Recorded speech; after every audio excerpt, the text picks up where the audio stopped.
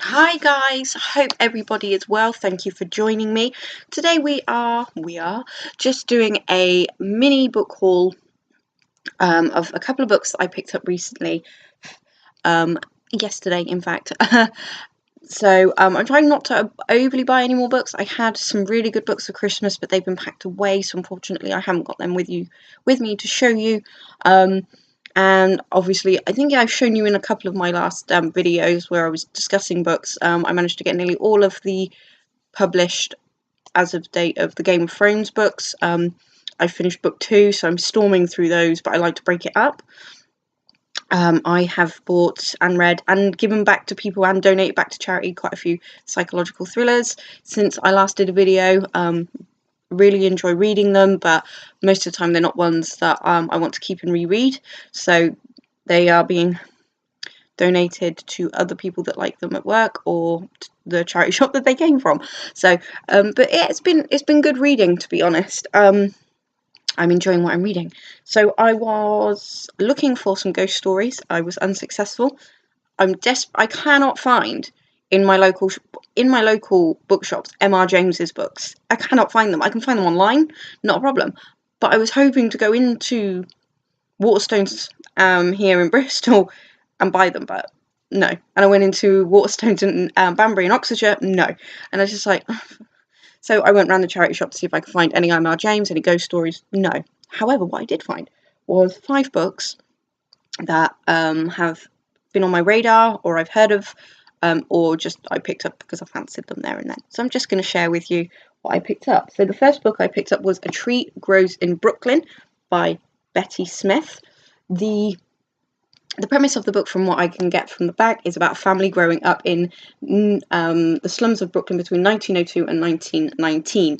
And it says here that it is in the best-selling tradition of Angela's Ashes. Now, of course, Angela's Ashes was published a long time after this, 1996, and I believe Betty Smith's novel was 1940 something. So I get why it's there. Just to let you know, if you've not read it, that's the kind of novel you're going to be getting, with the struggle, the poverty, and the glimmer of hope. And I did enjoy Angela's Ashes. I hated it at the same time. Not for Frank's writing. It was just awful to read, as I imagine, a lot of books from that time are. But I did enjoy the writing, and it was so fascinating to read. So this one I'm very interested in. I was very, very intrigued to see the Mother Mary statue on the cover, so I was like, yes, I'll buy it. And it was 99p, as they all were. So I'm very excited to read it. I'm not rushing to read this one, but I had heard of it, and I'm very glad to have it. So I'm looking forward to it, but I'm not rushing. So, excuse me. The next book is The Circle by Dave Eggers. I have seen the adaptation of this on Netflix, and I didn't like it, but I did like the concept enough. And 9 times out of 10 the book is genuinely better, however you want to say it, than the films anyway. So when I saw it, I was like, yes. And you know what, you can't even tell, but the cover is so soft. And I'm really looking forward to it. If you don't know what The Circle's about, it's about the most powerful internet company in the world, and our young lady starts living there, working there, and it goes from there, really. It's not all this great internet service is cracked up to be. So it does give you a long spiel on the back what it's about, but I can't be asked to read that bit. But there's The Circle, so I'm very excited to read that one. The next book I picked up is one that I have wanted for a very long time, and I've been able to find it in places like HMV and stuff for like £5, but I was just like, I want it, but I'm not sure. So I managed to pick it up for 99p. The Girl with All the Gifts by M.R. Carey. If I'm not mistaken, I did read, because there's an interview at the back of this book with him, that he also wrote the screenplay for the film. I half liked the film and half didn't. I loved, again, the idea. I'm not entirely sure whether it could be executed via film because of the ending. So I thought, I do want to read the book. So every morning, Melanie waits in her cell to be collected for class. When they come for her, Sergeant Parks keeps his gun pointed at her while two of his people strap her into a wheelchair. She thinks they don't like her. She jokes that she won't bite, but they don't laugh. So that should give you a very good indication of what the book is about. I'm very excited to read it. I think it's so clever and different. And yeah, it's gotten some really good reviews. I don't know whether or not I'll like it or not, but I have wanted to read it for a while. The next book, it's so interesting, but it's not so interesting. It's so-so. I was on the internet the other day and somebody recommended a book, not to me, it was in an article. And I was like, oh, okay, that sounds kind of cool. So I did a bit of research on it, and the reviews were mixed.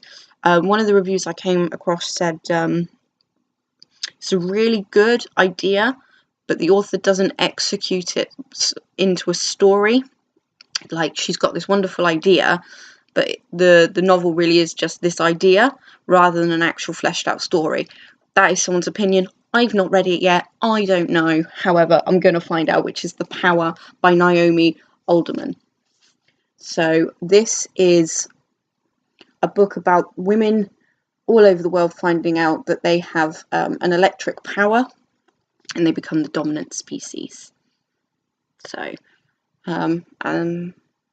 yeah, I thought I'd give it a go. It's got some really good reviews at the back, most notably by Margaret Atwood, who also did, I think she also did review, there's a note in here from her as well about that one. So with dystopian, of course, especially with Margaret Atwood, giving it a review. So she says it will knock your socks off, then you'll think twice about everything. So I'm intrigued to read the premise, because, like I said, women being the dominant species sounds like a species. Yeah, the dominant sex. I'm so sorry. It sounds rather interesting, but we will see whether that person's review was valid or not. But yeah, I thought I'd give it a go. Although it is in terrible condition. It was only bought out in 2017, and the fact that somebody's absolutely ruined this copy, I mean, already is not very nice. But there we go. And then finally, the cover of it is the film, which is quite interesting, isn't it? But this was the book that I first saw in the charity shop and then prompted me to buy it, and then all the others just followed, which is Let the Right One In. And I cannot pronounce John's name, so I'm not going to, but I'll let that there. I have seen the film. It seems to be a thing I say a lot on this channel. I'm sorry, but it's true. And I loved the film so much. So to find the book, I was like, yes. If you're not aware of it, the back of this edition ruins what the film and the story is about. In the film, there's that slow build up and then the reveal. The back of this book just tells you. So it was like, oh, it's a good thing I've seen it. But we follow 12-year-old Oscar, who's an outsider.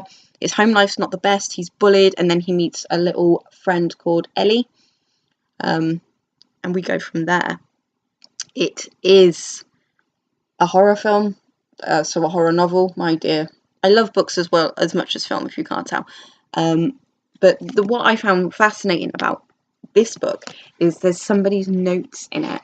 And I think I've mentioned previously how I love that. It's absolutely, there's notes jotted down the sides, paragraphs are underlined, which is fascinating to me because I didn't realise that this book was maybe being used in a course, or trying to find one to show you.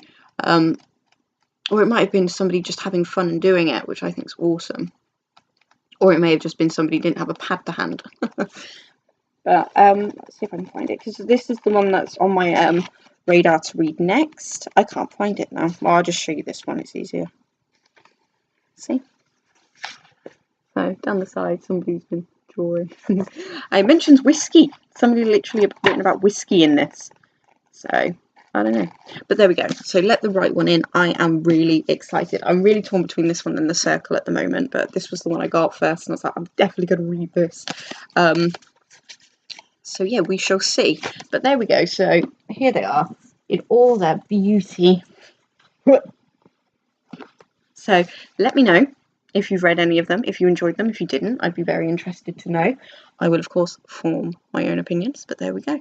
So thank you, guys. I probably won't be doing any more videos for a while, but never say never. But I will be back really soon, I promise. Take care of yourself.